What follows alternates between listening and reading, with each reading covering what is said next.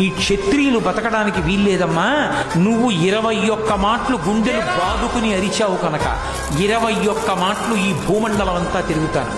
క్షత్రియుడన్నవాడు కనబడితే చంపేస్తా. 21 మాటలు భూమండలం అంతా తిరిగి క్షత్రియులన్న వాళ్ళని విడిచిపెట్టకుండా సంహరించి, క్షత్రియుడన్నవాడు ఈ భూమి మీద ఉండడానికి వీల్లేదు. సామాన్యుడైన వాడు పరశురాముడి వంక చూడలేడు. పరశురాముడు నడిచి వస్తుంటే కేవలం ఆయన్ని చూస్తే కొన్ని లక్షల సైన్యం మూర్ఛపోయేది.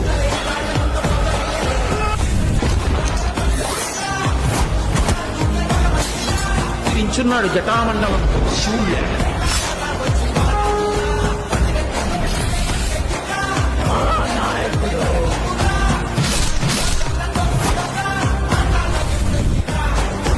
గండ్రగొడ్డలి భుజాన వేసుకుని తిరుగుతుండేవాడు.